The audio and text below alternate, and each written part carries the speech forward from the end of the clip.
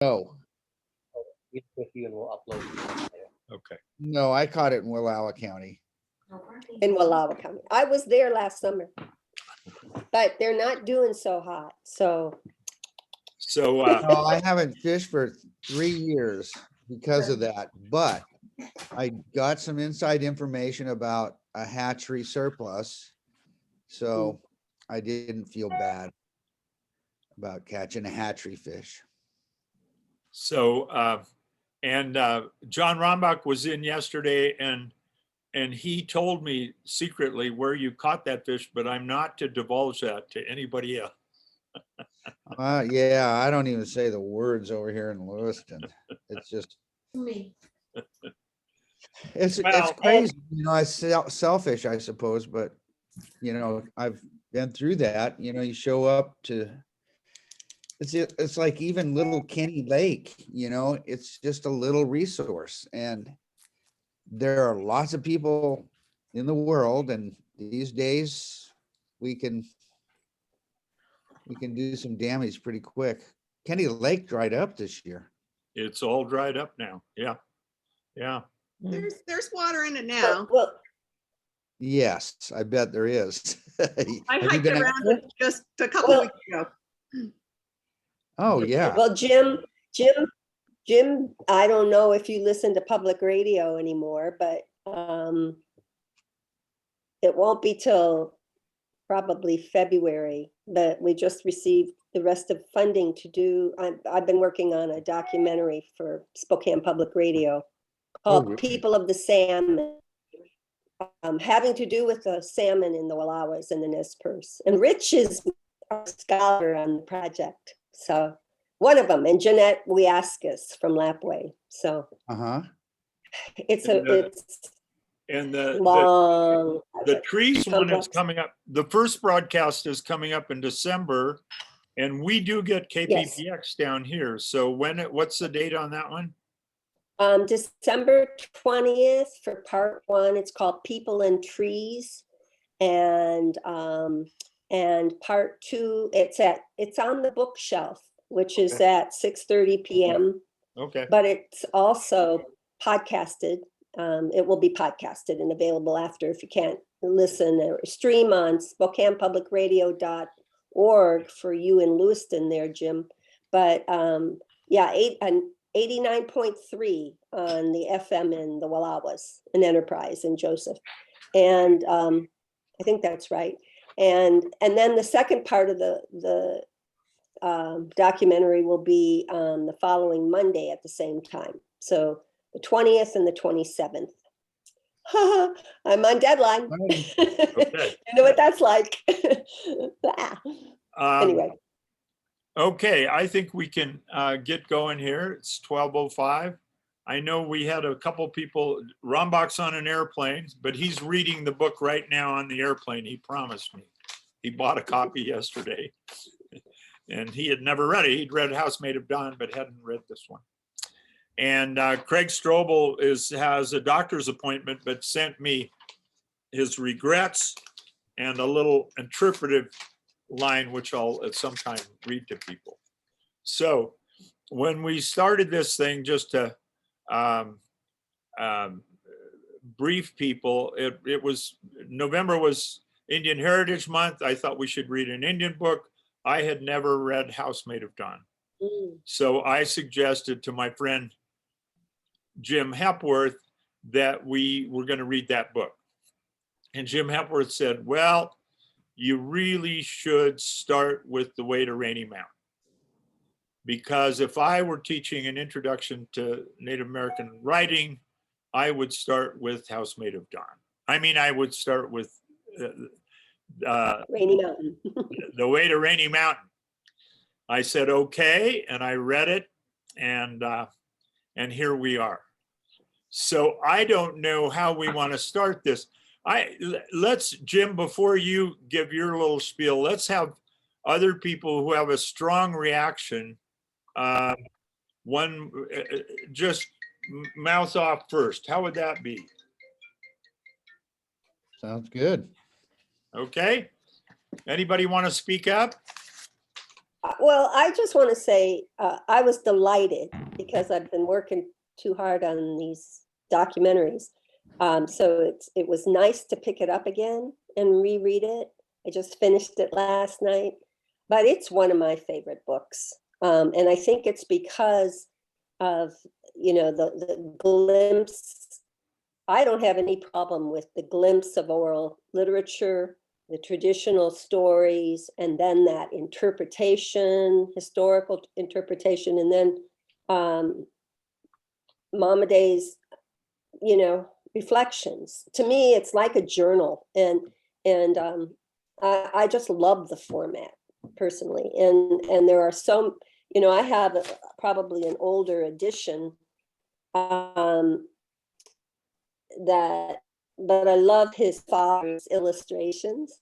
Yeah. And I don't know, it's like meditation when I read this book.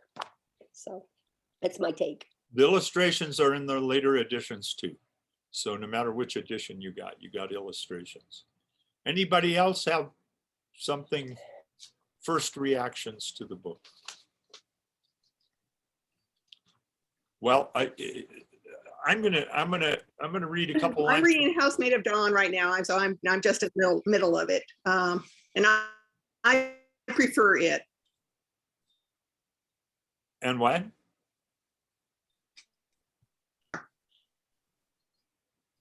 I want to know why.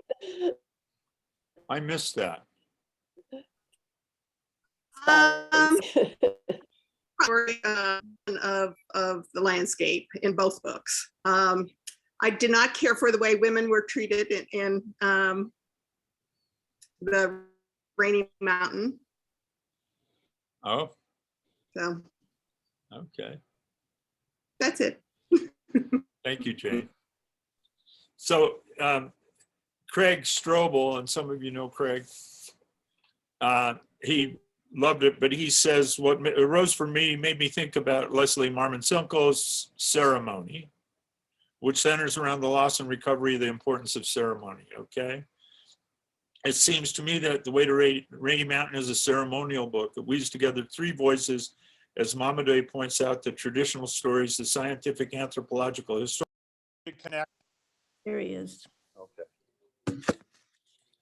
I'm sorry, I disconnected for a while there. Yeah, we noticed. You noticed. Anyway, so Craig's line is, this is a ceremonial feel to me, like sitting in the longhouse and sharing stories, then reading the history, then reflecting upon where we are in this story. Okay, so that was Craig's ministerial interpretation. Since Jim is the one that really recommended that we read this before we read Housemaid of Dawn, why don't you tell us why you think this is the book to start with, Jim?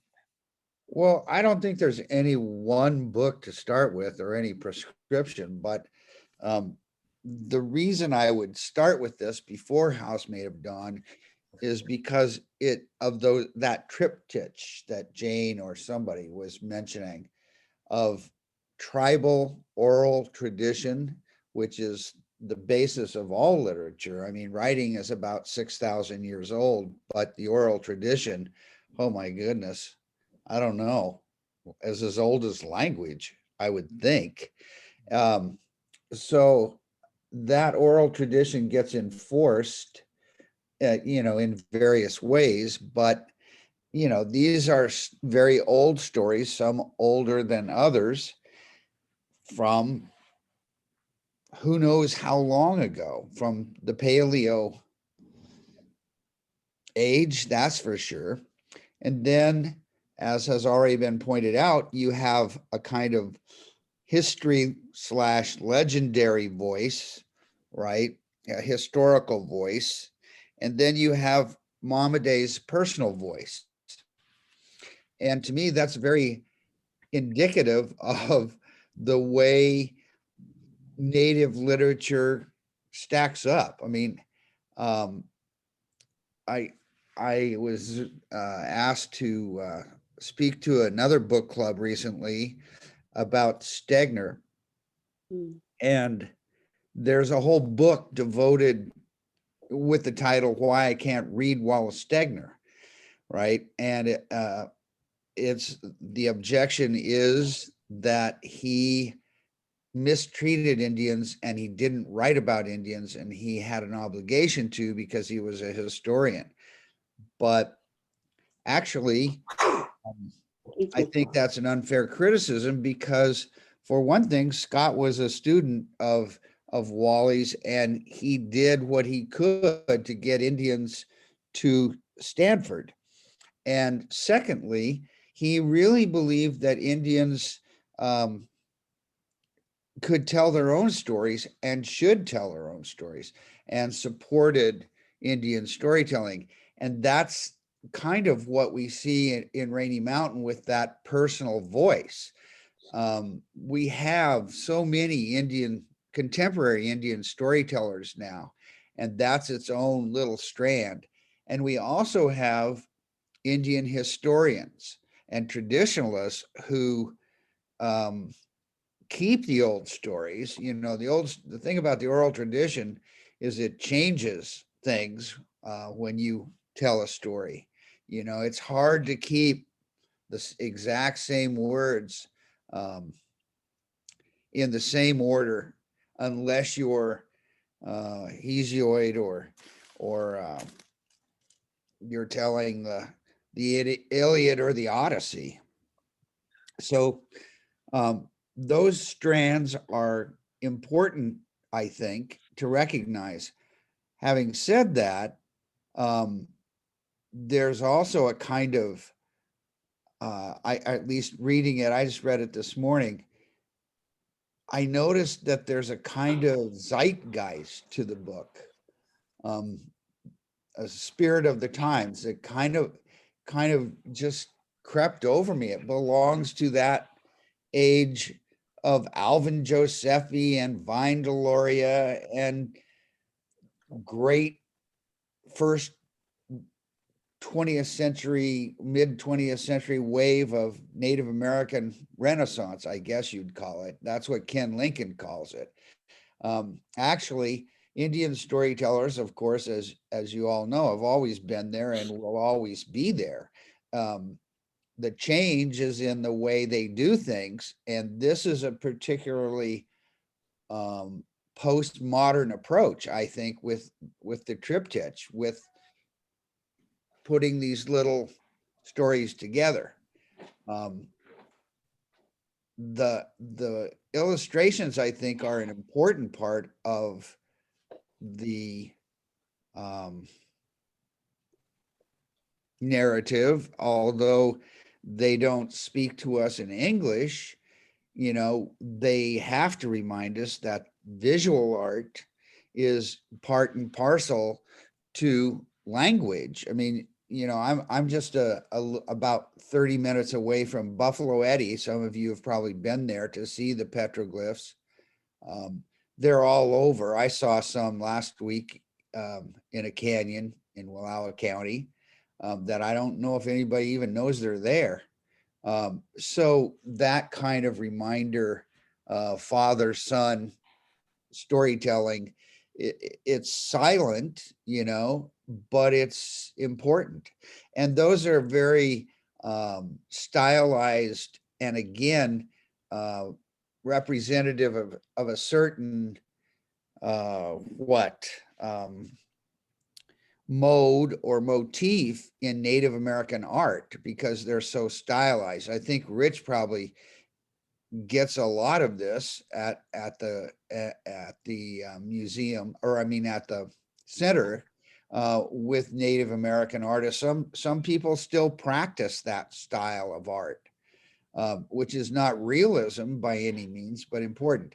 I also think really quickly that all the space around those little Vignettes. vignettes, I don't know, I've never figured out what to call them, is important. All that white space, that silence that surrounds them. I sometimes get very frustrated with Momaday's preciousness. It's sort of purple prose for me.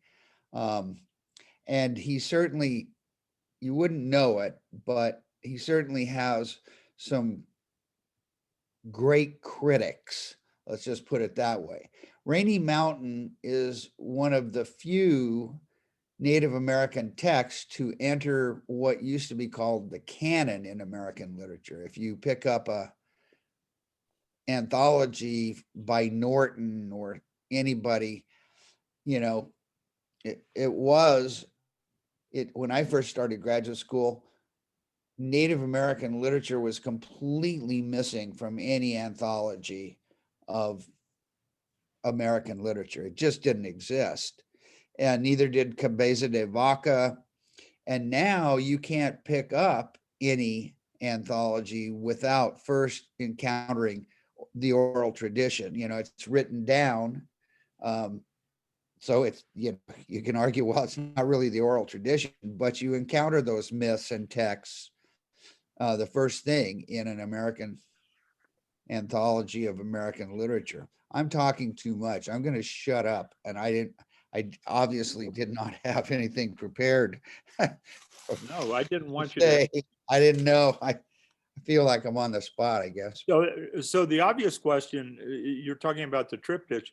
Would you say that that carries through in contemporary American, Native American fiction? If you pick up a Louise Erdrich, can you find those three strands? Well, again, I think you've got to take things in context. Beat Queen, Love Medicine, those are very different books from the books that Louise is writing now. And if I'm talking about Louise Erdrich, I think you've got to acknowledge the influence of Faulkner. You know, she is a great storyteller, but her method of storytelling is pretty much borrowed from the moderns, I think, and from Faulkner in particular.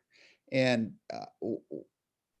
I don't think I think what I'm saying about the triptych is you can find whole books of mythology. You can find whole books of memoir, right? Personal writing, legend, that, each one of those genres in Momaday, right, is a true genre in American Indian literature. Right. That Indians have used. Yeah. Right. And then you have somebody, I guess he's banned, or what do they call it? Canceled. But Sherman Alexie is an absolute genius of form. He makes up his own forms. He has a form called totem sonnets, right? And so he'll just say in his totem sonnet, he's a poet. This is a poem, right? And he'll just list 14 names: Muhammad Ali, Anime Osquash, or whatever. And at first I thought, man, what a cheap way to write a poem. But then I started thinking, oh, yeah, he's trying to get us to reflect and think about who these people were, and put things in the tightest, most compact form that he could. I mean, whatever. And then the other thing I like is that this is very close to poetry. And of course, poetry is very close to song. So whatever. I don't think. Well, I'm going to jump in. Do. Well, I think that's why I said it's kind of meditative when you read it. And you pointing out, Jim, about the white space on the pages is really significant. It is really journal-like, I think. And, Silko, I haven't read a lot of her books, but I'm trying to think of the names, my old brain, Well, sorry.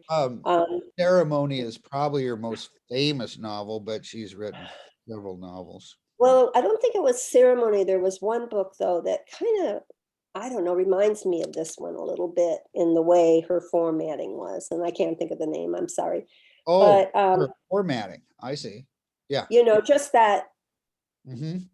the way, more of the formatting. But I think that's why I like taking The Way to Rainy Mountain and reading it in pieces rather than reading it like a novel. Uh-huh.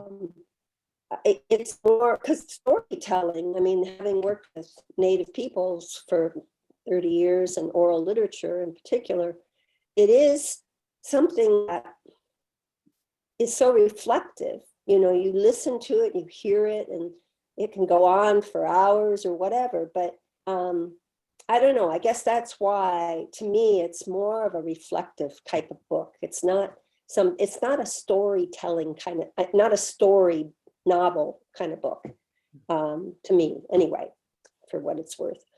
Well, the story's a little harder to track. I mean, the story is his personal journey, I think. That's a storyline in it. I just one comment Yes. on the white space, that the white space also brings it closer to visual art, right? Right. And it makes it more intimate, I think. That's to me, that's why I call it more journal-like. So Jane, what about your concerns about his treatment of women? Yeah, Jane. It's been a while since I read the book. I just remember that was one of the things that jumped out at me. Yeah. It jumped out at me this morning. It is an alarming line to read.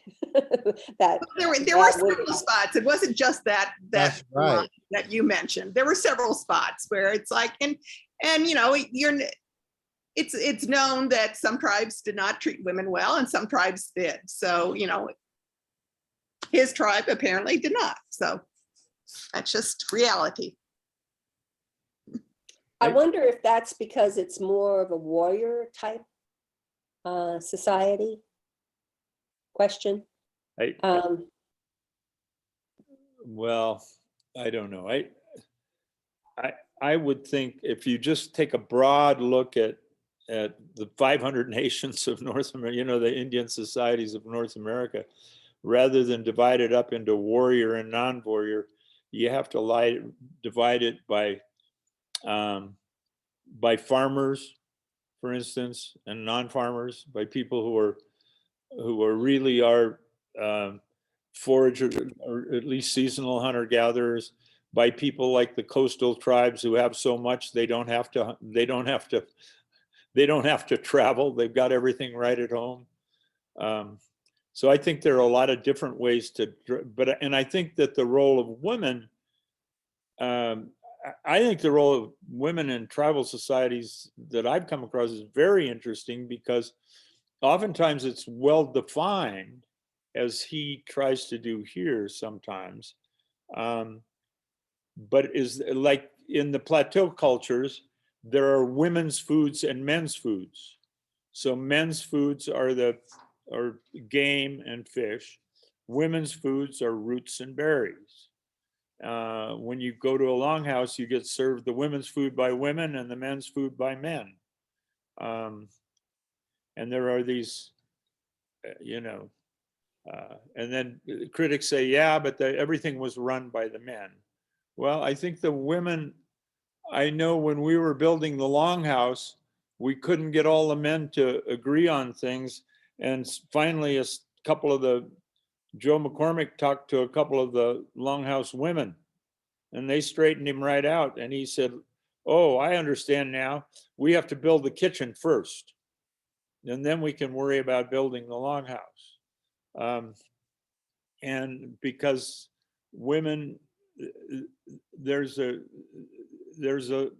amount of control. You're controlling the food, and you control the teepee, right? So well, in Hopi culture, women pretty much rule in the sense that they own the house, or they are it's a matriarchal society. And I think we have to be very careful, like you're trying to be, I think, Rich, in,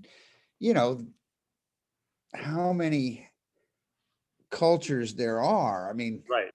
And each culture, like each language, is distinct. So women have various roles. I don't think there's any question that Jane noticed something and it stayed with her. And it's not, you know, our contemporary culture is, I think, I hope, trying very hard to recognize the justice for, I don't even know the right words, gender, the genders, the sexes. You know, I'm so old that I'm afraid to speak because I don't know the language anymore. But Well, I think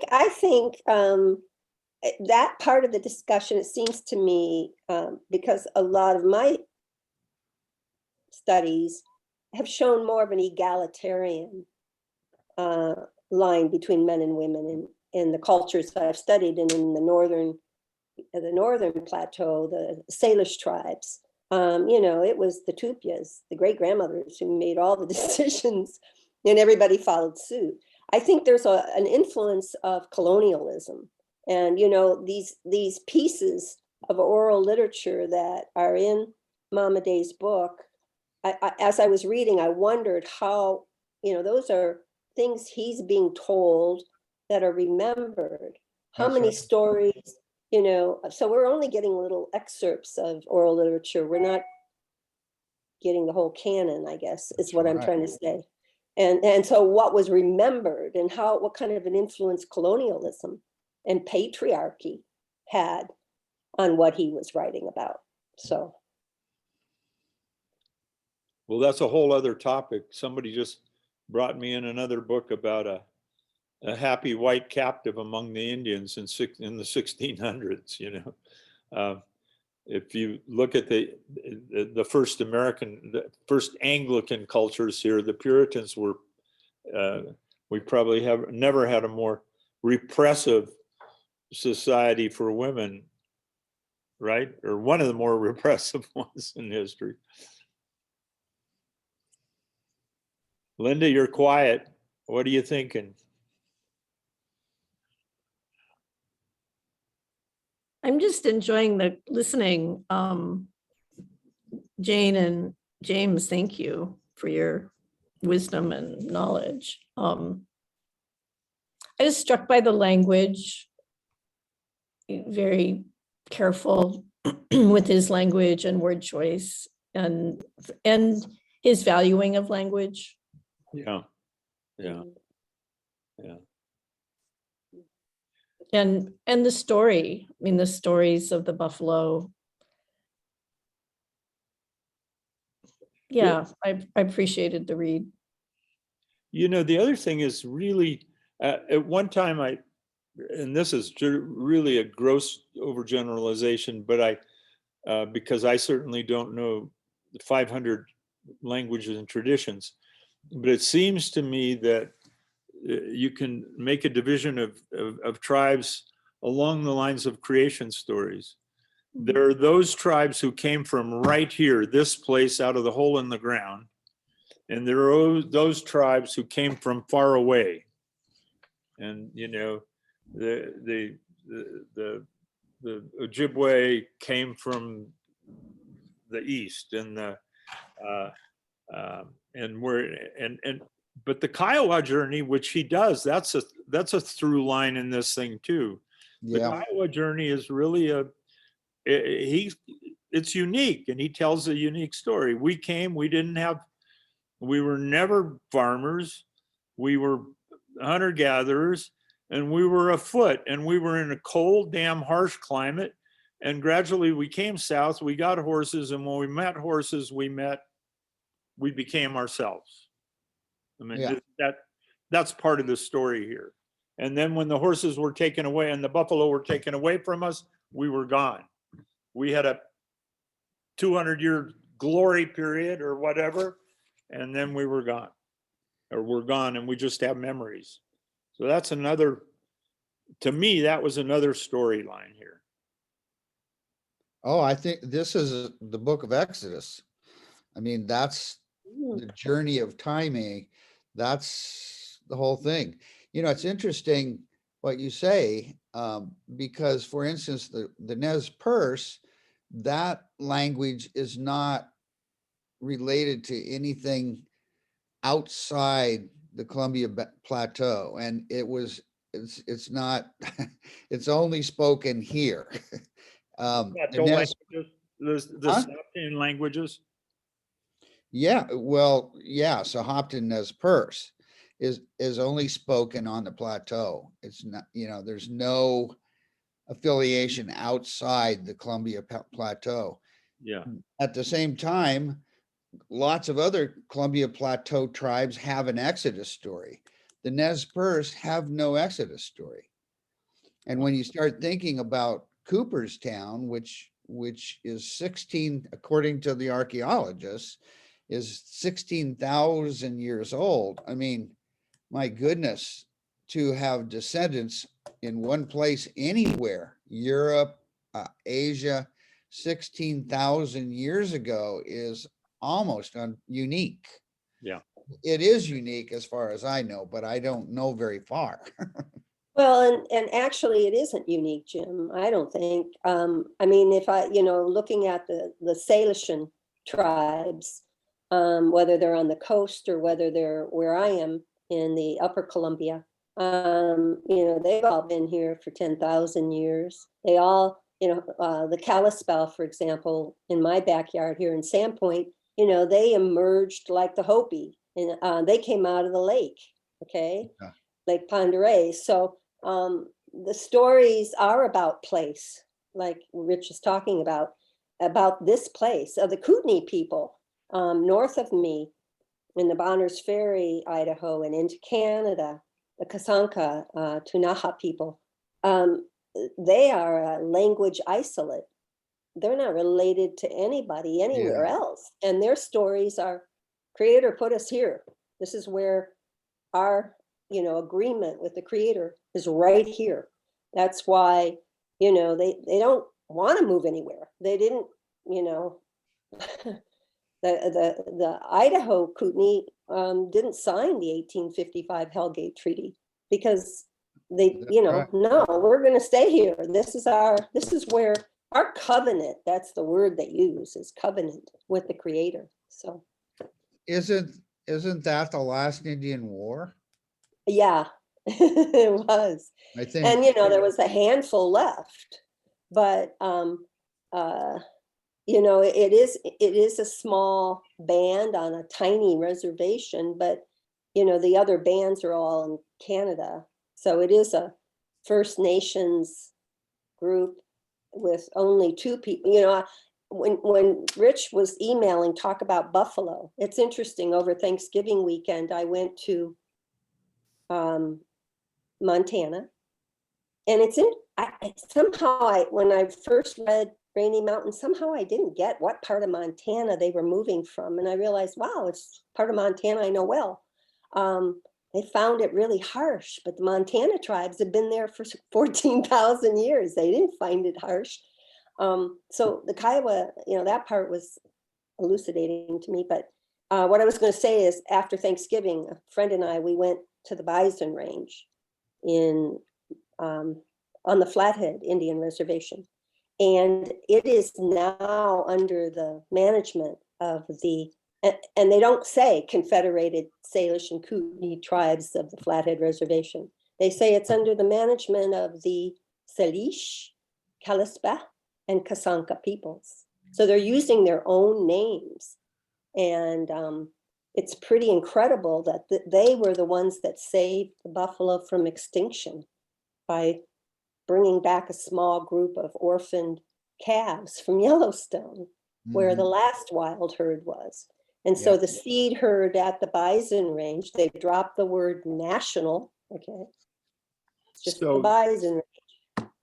Anyway, it was incredible to go there because they have all these new interpretive signs, and it's all from the Native American perspective. And it's very different. And it's kind of like going to a mini Yellowstone. To That's when. Oh, Go ahead. Well, I was just going to say, I think this point's already been made, but the bison are so critical to the Sundance and Kiowa and Comanche, to lots of traditions, that when they're gone, that's it. You remember that little story about the two old men getting on workhorses and him chasing down a bison that Yeah. somebody found, somebody got there. And then the last Sundance for the Kiowa takes place with a hide, a buffalo hide, not even a buffalo skull. And of course, the cultures up here are not Sundance cultures. Right. Actually, the Kootenai is a Sundance culture, which is kind of interesting. But there was one of the interpretive signs at the Bison Range was talking about the 2 years prior to the buffalo being gone. There were 27 animals that they could hunt. Yeah. And when you think about that dwindling from, I don't know, I've done lots of stories about buffalo, anywhere from 30 to 80 million in the United States to a handful, 100, 150 in Yellowstone. Yeah. And so this one Kalispel tribal member brought back orphaned calves, and that became the seed herd for the Bison Range. So Anyway. the bison go into this, the moving Indians too. I read this winter the book called the book on the Lakota by the Finnish historian. But the Lakota start out in the Great Lakes. A lot of Indian tribes start out in the Great Lakes and then move. But the Lakota, of course, are not plains people. And they move to the plains and they become the preeminent buffalo hunters on the plains. And according to this, what's the name of that? Lakota Nation? Lakota Nation, I think. He says that in 1776, there were two rising nations in North America, the Lakota and the American Republic. And the Lakota were starting in the Lake Country. And then by the time they got to the plains, by the 1850s, they were the preeminent power on the plains. And they were shipping, just the Lakota were shipping 100,000 buffalo hides a year down the Mississippi. That went into, and I just learned this too from a local rancher. Somebody asked me, what happened to all those buffalo hides? What happened to all those buffalo robes? Well, they were used for machine belts in the Industrial Revolution. A whole bunch of them were shipped to Europe. Some German figured out they didn't stretch as much as cowhide, so they were the best machine belts you could get. And they were also leather used for all the Queen of England's armies and navies. All of that leather, their uniforms, their boots, whatever, was all bison leather from the United States. But the point here is that the Lakota were a tribe who had moved, and actually in historical times, that what we know as Lakota country and they say that I think that the Lakota would say that it took them all that time to arrive at the place that the Creator had left for them, right? Didn't the crow move as well, and the Blackfeet? Oh yeah. They were The Blackfeet extend still to this day, all the way down from Canada to Yellowstone. I mean, they were lords of the plains, and they didn't have settled villages, I don't think. Around the Blackfeet now, I bet there were, the Glacier Park was a really important place to them. And the Canadian, when I was in Montana, staying at the hot springs, which is on the reservation, there was a Blackfoot Canadian woman who was selling leather work. Joyce Robbins is her name. But when she introduces herself and you say, what tribe? And she'll say Blackfoot, not Blackfeet. Mm-hmm. Because they don't get along at all, apparently. And I know you know, she had some pretty negative things to say about the Blackfeet people, but so you know, yeah, but I think the Crow, right? The Crow also moved west. So one of the Am I wrong? one of the part of the genius of Alvin Josephi is that when he started his heritage of the Indian Heritage of America, which was published in 1868, way before DNA, that whole book starts with talks with linguists and language maps. And how do you trace where people came from? Well, language is if you don't have DNA, language is a pretty damn good way. And who speaks in what's now West Central Canada, the Diné languages? What tribes are they in Canada? In Canada or Yeah, in the United States? no, in Canada. Because Salish. those languages are repeated in the Salish Southwest with the is Pueblo, the right? biggest language, and I don't know that there are Diné speakers outside of Alaska. Yeah, Was it Alaska? Alaska. That's I only can't think of Diné it. speakers I know. I mean, you can kind of look on anybody's language map, Alvin, in fact, it's a good one, and see the Diné language moving all the way down to Navajo country. To Navajo country, yeah. And the Algonquin, do you know that there's a little pocket of Algonquin on the Pacific coast? Isn't that weird? Isn't I that don't know. strange? How in the That's hell this little pocket? Crazy. Well, it kind of reminds me of Alan Pinkham Senior telling me once, you know, our people didn't just stay. I mean, yeah, well, this was our home and our homeland, but you know, we went to the Atlantic Ocean. We went Yep. everywhere, and we went down to Mexico, and you know, I mean, I remember being really surprised by that. But they were always traveling. That's a nice little motif, I think, that Momaday gives us, is that little scene set in Mexico in the jungle, where The the monkeys. cowboys are looking up in the trees. Men are moving in the trees with tails. They have tails. Oh my God. Yeah. Well, actually, when I was reading that, Jim, I thought about what Alan had told me, you know, about being all over North America. Yeah, And Where'd we get a word for monkey in Nez Perce? exactly. yeah. Exactly. So You know, that's an interesting thing I think about Momaday too. I mean, here's a native man who is Kiowa, raised off the reservation, but on another off the Kiowa reservation, but in a Pueblo reservation, Yeah. and who, you know, ends up going to Stanford and speaks like an Oxford Don, you know, I mean, is a highly educated guy. So Jim, you should give us the benefit of just tell a little bit about your personal relationship, about how you met and where Momaday was in his career when you met him. Well, Scott had just come, the first time I met him, he had come from Stanford to Arizona.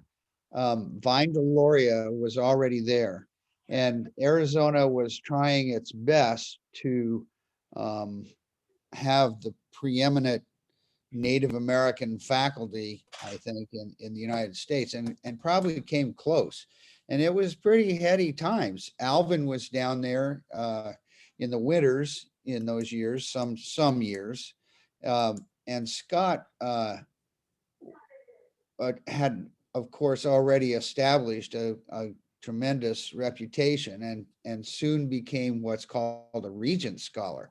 But he taught the best class for me that he taught was just the oral tradition class. And I think I told you this story, you know, every girl and her dog was trying to we were all crammed into a seminar room. You know, there were probably 40 people. And then remember, this is an oral tradition class. Scott sat at the head of the table and we all listened, and he very carefully, he's got a basso profundo voice. If you've ever heard him read, it's a very resonant, beautiful, beautiful voice, deep voice.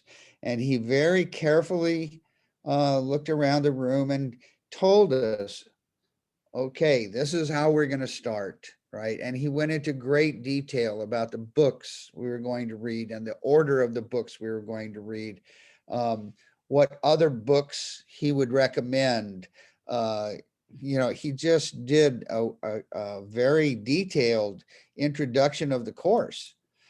And I was scribbling so hard to try to keep up, right, with what he was saying, even though he was very methodical and probably a better note taker would have been able to get every word.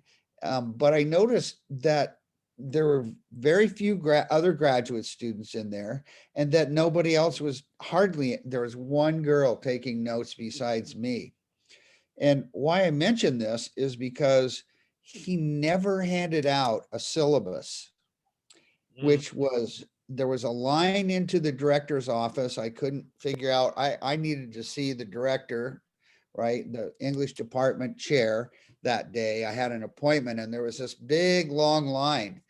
And I recognized, I'd never seen these people outside of my experience, except in Scott's class, which was, only a week old.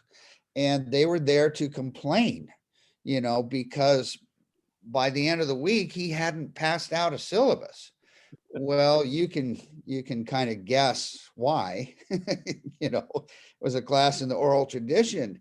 And that was our first little experiment with Coyote Scott Momaday. That's my explanation. There were other students explaining it other ways, but I think he did that very purposefully. It reminds me of Maury Waters doing that once, in a Idaho Mythweaver event that we did with teachers from all over Idaho, and they didn't have any paper to take home with them, and they were so uncomfortable with that. And you just got to listen to the tapes we made of storytellers and to what she had to teach. She was amazing. I wanted, before I forget, because you may not be aware of this, but there are 2 films about Momaday that the Mythweaver has done film series here in Sandpoint. We haven't done any in 3 years, but with Vision Maker Media, visionmakermedia.org. And the 2 films, one I've seen is called Return to Rainy Mountain. And it's with Momaday and his one of his younger relatives, and that I've seen. His daughter, was it his daughter? I couldn't remember. Yeah. Anyway, and then because it was quite a while ago I saw it, and then Words from a Bear, which I have not seen, only because I can't get a copy. I put it on my Netflix. It came in on film festivals in Montana, and I missed it. But now I see it. They have it here at Vision Maker Media, so I'm going to have to get a copy of that. Anyway. So changing the subject just a little bit. So Momaday gets the Pulitzer Prize for the Dawn in 69. Okay. And then Rainy Mountain is published, although pieces of it had been published earlier. That's right. Okay. And then there's a gap, right? and Yeah. So 2 questions. 1, have people read his later work? And 2, was early success, did it hurt him as a writer? Well, I don't know. You could say that about Marilyn Robinson, who wrote Housekeeping and then didn't write anything for 20 years or something like that. And look at what she had a good excuse. Yeah, right. I don't know. I have not read anything else by Momaday, actually, personally. I think Momaday's first novel hurt him personally. I don't know what you do as a fiction writer if you win the Pulitzer Prize with your first novel. I think that's a lot of, and I Pressure. think the same way for Marilyn. I think, or any one book wonder. I think what happens is and Robinson's a good example, is you turn elsewhere. Right. Probably Momaday's Man Made of Words, which is now a book. That essay, you remember the story of the arrow maker? Yeah. One of the better mythic pieces in Way to Rainy Mountain. Well, he has an essay called The Man Made of Words. It's very, very famous. It's probably, or was, I mean, I'm out of it, but it was crucial to any Native American course. Okay. Just because it's so articulate on the subject of the oral tradition. Okay. And he was late putting that collection together. So it's a collection of essays, right? Probably published in the 90s, I'm going to say. His second novel isn't published, and man, I don't know, 20 years after. But The Names, which is a variation of this book, I think it's a book of his ancestry, right? His father was Kiowa and raised on the reservation, but his mother was, I hope this is not offensive, but a wannabe Indian princess and very intelligent woman. But I'm just saying, I don't think you have, I mean, Fitzgerald, it's a classic American pattern. You have this huge hit. Your name is Fitzgerald. You have Gatsby, and then what do? You do what you can. You go to Hollywood or drink a lot, or I don't know. And some people never get beyond one book. Yeah. Yeah. And Scott had a career as an academician, as a commentator on Indian affairs, Oh yeah. as a go-to, a spokesman, which he didn't shirk, right? Well, that's one of my favorite memories of my graduate school experiences. Scott was gone so much that he couldn't meet his obligations as a teacher. And he only taught one class a semester or two at the most, right? So I got to be his pinch hitter. When he was gone, I got to teach the class Emily Dickinson seminar. And that's another thing about Momaday. I mean, he wrote a dissertation and pretty much put, gosh, I can't think of the guy's name, a writer on the map. He revived the writer's career. That's what I mean. He has scholarly articles. Right. He has personal essays. He has a lot. I mean, he's written children's books. Yeah. He's not prolific. I wouldn't say that. No. But he didn't shrivel up. No. Yeah. And his, I don't know. He came here to give the Stegner lecture one year and gave verbatim, word for word, the same speech I'd heard him deliver on 4 different occasions, which annoyed me at the time until I realized how many other people, from the Lutheran minister locally here in town to, how many other people do the same thing. He had, That's kind of like storytelling, though. I yes, remember Mari, it would be word for word, right? Yep. It would be the same story. And anyhow, interesting. I don't know. I've been trying to rack my brain, and I can't remember what it was, but just before I got your email, Rich, about this book discussion. I love the prologue and the introduction to Rainy Mountain that he writes. And in the last part of that, where he's talking about the cricket in the moon, and then there's the illustration afterwards, some native author excerpted that little paragraph and something I had read just a couple of days before I got your email, whenever that was. And I for the life of me, I can't remember who it was and why. But she was, it just, I thought the timing was just so perfect. But so it is, his writing is being at least considered by this one native writer. She was influenced by that one statement about the moon and the cricket. Anyway.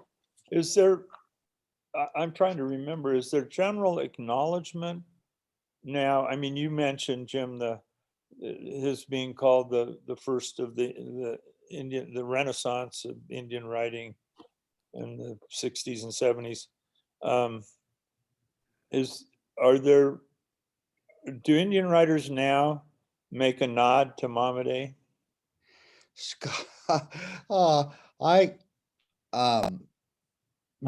had the distinction of rejecting Sherman's first book, which he has never let me live down. And I was interviewing him once at that book festival in Seattle. I forgot the name of it. It's a big deal. And I said, well, what about Momaday? I mean, don't you think, pretty good, right? And Sherman said something caustic. I wish I could repeat it word for word, because Sherman has such a great way, great sense of humor. But basically, he was saying, well, that generation, that fat old man needs to die. That sounds We're like some- here now. It's time for a change of the guard, is what he was saying. Well, But I think even Sherman, obviously Sherman had read him. So yeah, I Hey, think speaking of native authors, I just learned yesterday, or maybe it was the day before, that Janet Campbell Hale passed away. And I don't know if, Jesus. yeah, I don't know if, well, it was at KPBX, I was calling, and Alexis, who worked at a bookseller and had sold some of her books. And I had done an interview with Janet when Bloodlines came out for KPBX back in the 90s. I think that's when it was. But anyway, she was an amazing writer, I think. And being Undervalued, underrated. I don't know. A Coeur d'Alene tribal member, for those of you Well, who aren't I familiar with can her. give you just a tiny little bit of insight into that. Janet Campbell Hale's personality got in the way of her becoming a more successful writer. She had a tough life. I had her at Fish Trap, and I had to the only time I had to return money from workshops.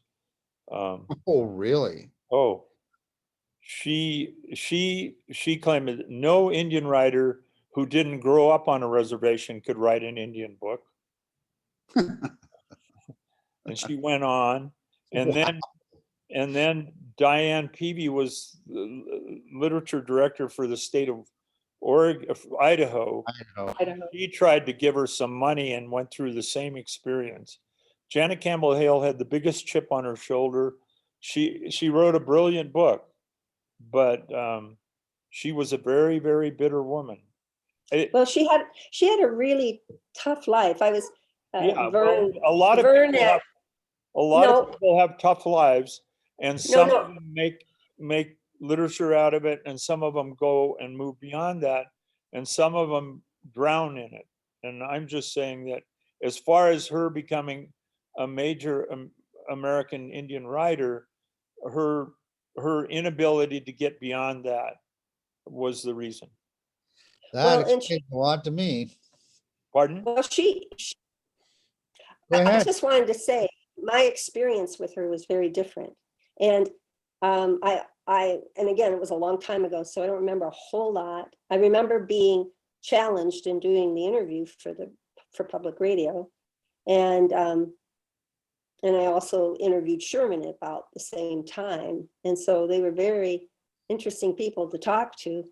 And maybe, I don't know, maybe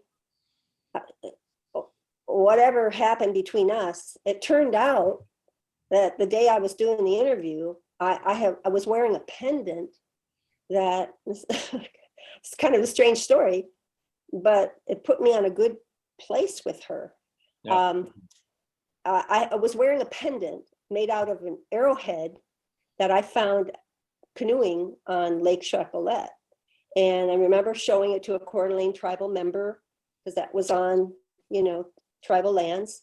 And he said, well, that's special. It was a little piece of jasper. So I had it made into a pendant necklace.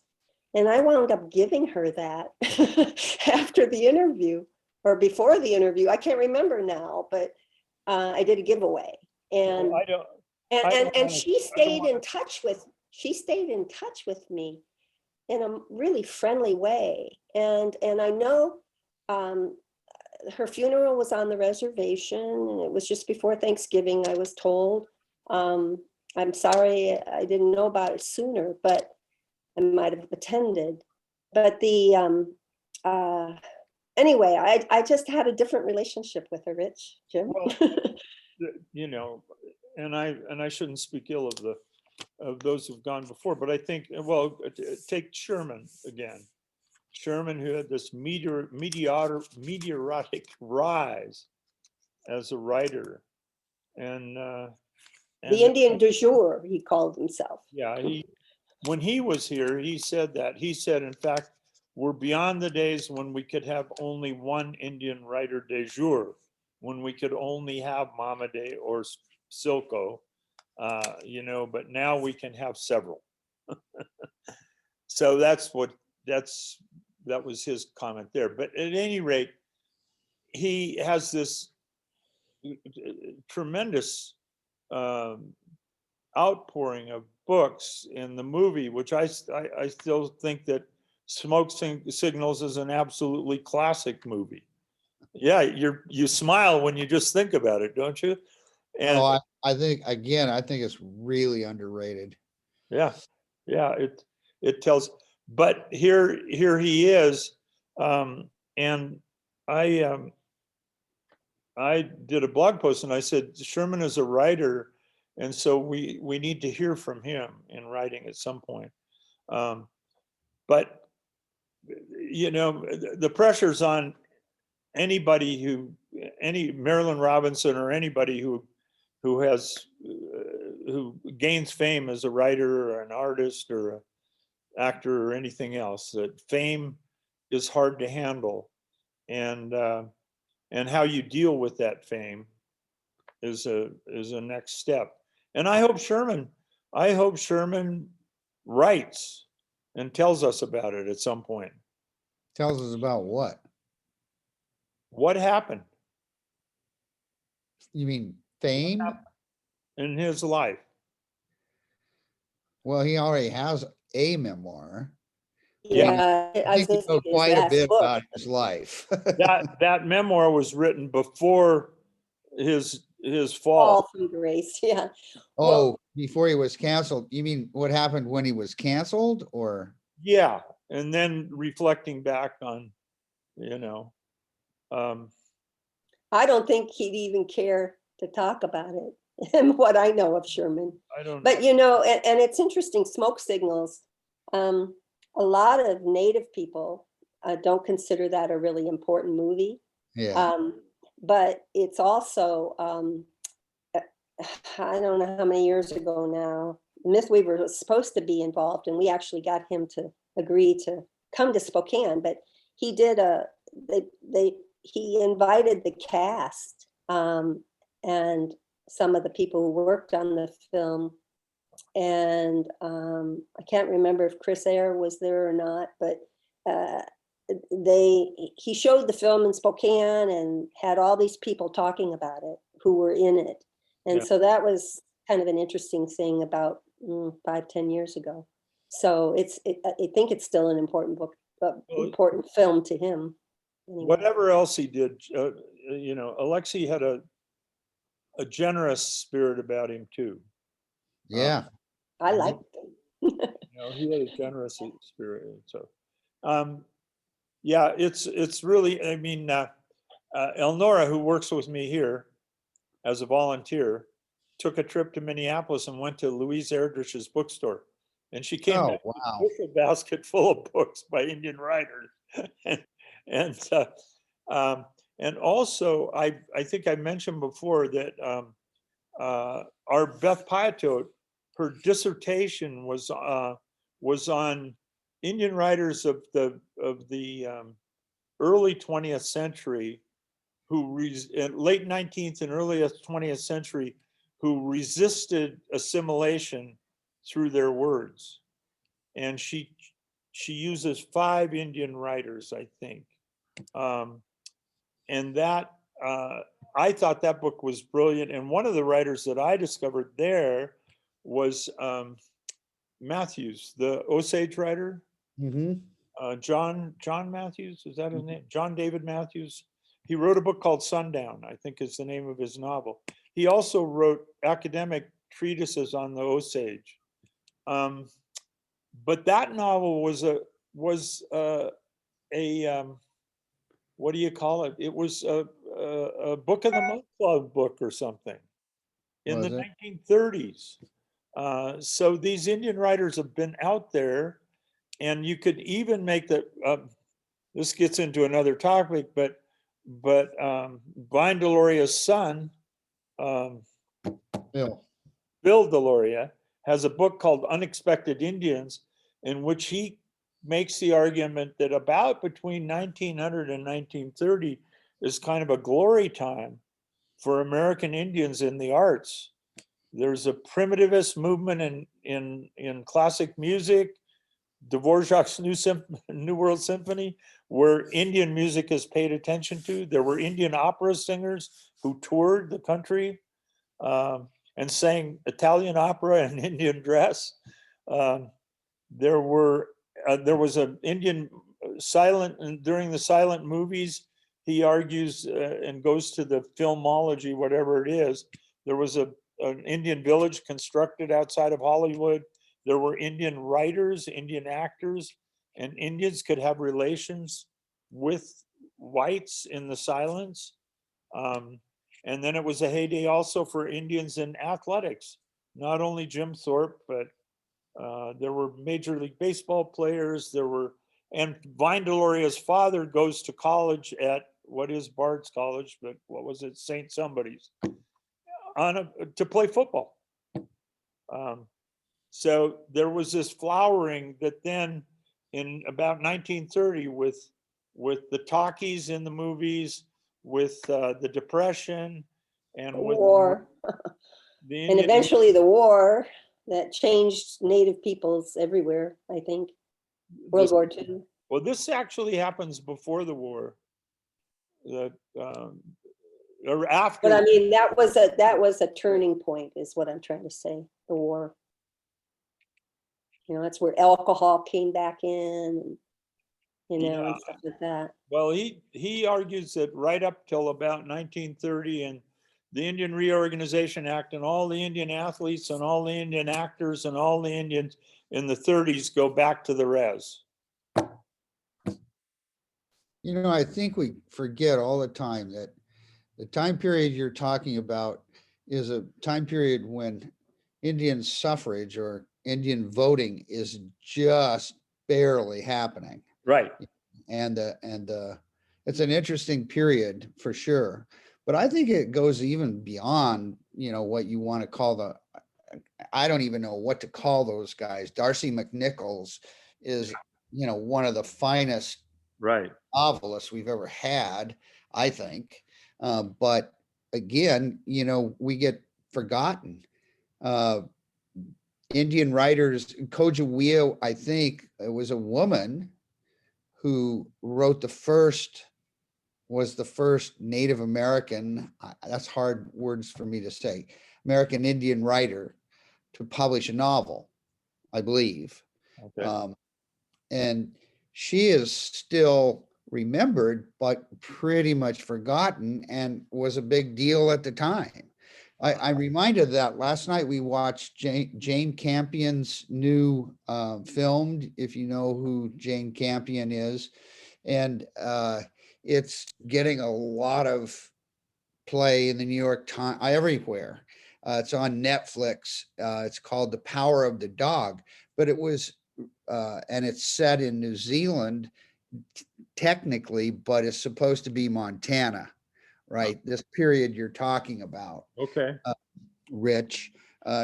And what's interesting to me is it's actually Tom Savage was a best-selling author, you know, the guy who wrote the novel that Jane Campion is based her screenplay on. And boy, it's a pretty good screenplay. Benedict Cumberbatch, is that how you say his name? Yeah, yeah. Heartthrob, new heartthrob guy plays the lead. But, you know, who's heard of Tom Savage? Raise your hand. You know, the only reason I even knew his name was because in Idaho we have so few acknowledged literary people in literary history, and we're so new, you know. But there, you know, mark my words, you know, this is going to be a resurrection for him of some sort, Oh, you know, just because of that film. And I think we forget that, you know, lots of Emily Dickinsons out there who didn't get rediscovered and haven't been rediscovered. I mean, yeah. our literature is so big now that it takes 3 and 4 volumes to encompass it in part, you know, I mean, just to represent it. Uh-huh. There, excuse me for asking, I have one statement and then a question, and then I need to go because I got to work on a radio production. Oh, But no. yes. But when you were discussing fame, Rich, and that whole thing, to me, that's not an Indian value. Fame. I mean, if you're looking generally at a worldview, that's not a part of their worldview usually, at least in my experience. And so I wanted to say that I don't think fame is held in the same way as it is in the white world. And then what was the other thing I wanted to say? Something Jim just said that sparked it.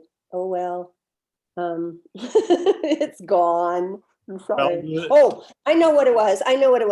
It because of Native American Heritage Month, our library had pulled a bunch of Native books to choose from, and I grabbed a couple. David Troyer's one book, and then also, and I can't remember her name now, this young writer, and Sherman, and it's called something like Heart Spaces or something like that. It's this young new writer who's apparently really coming up. And I'm sorry, I can't remember her name. I couldn't get into the book, but Sherman wrote the foreword and just said, this is the next big writer. And she really she's like an ancestor, writing. And I don't know if you know who I'm talking about. I'm trying to remember what tribe even. Well, people are dropping out here. And so I would say, Jane and Linda, you've been quiet recently. Do you have anything else to throw in here before we take off, Jane or Linda? I'm curious if any of you have been to Rainy Mountain. I have not. Jim? No, it's in one of my least favorite states.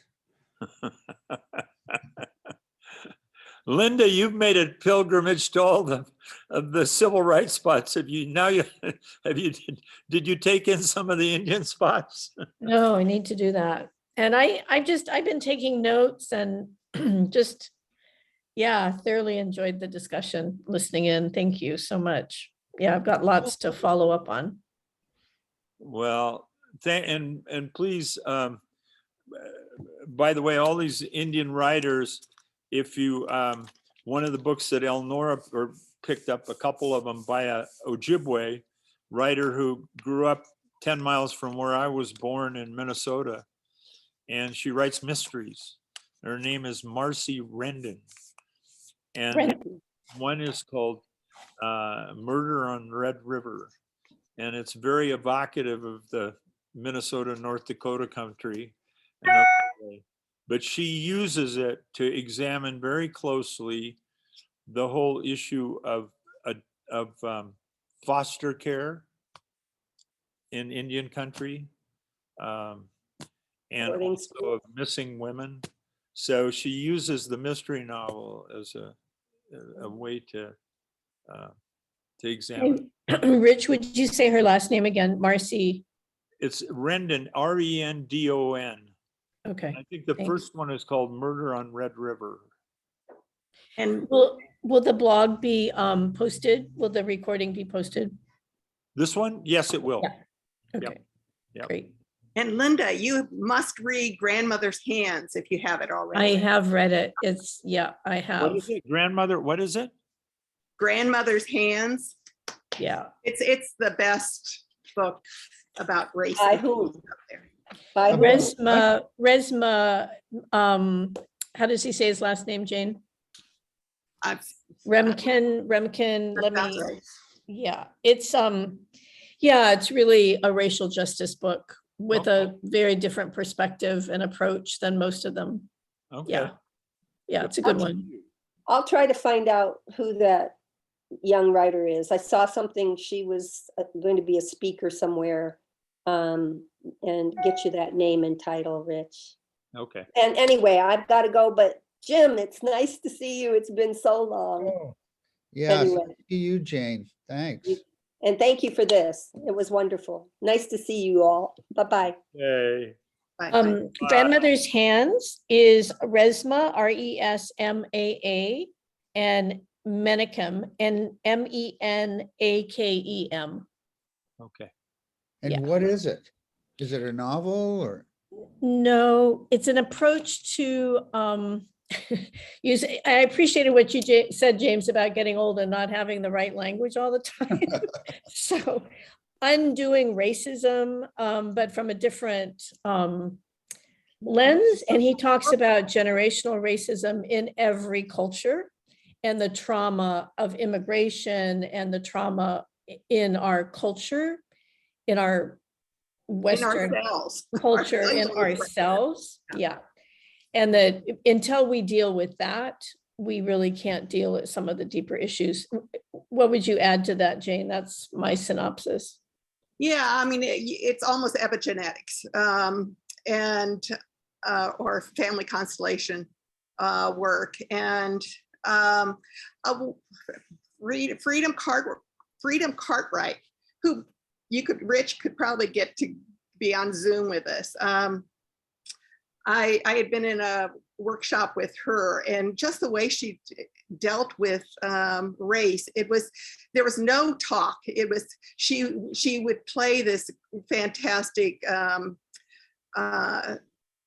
recording of Walk in the Water, and so it was, and she would show pictures of people watching a lynching, and have you reflect on. I mean, you didn't know that's what was happening. You had to figure things out. Figure it out. And so it was a totally different approach than normal. He's a psychologist and he's really taking a psychological approach. So it It's fascinating. yeah. sounds like it's general nonfiction then, kind of? I'd say so. Yeah. Grandmother? Yeah. it similar- It's widely available. Oh, Is it good. similar to Cast, that book? I found Cass to be quite academic. Yeah. Resma is not academic. He's, like I said, he's a psychologist. Yeah, he has like activities you can do. Yeah. Bring We up- used it. I was introduced it. Our daughter, who's a pastor, used it in a racial justice series with her congregation. And it really invited a lot of good conversation.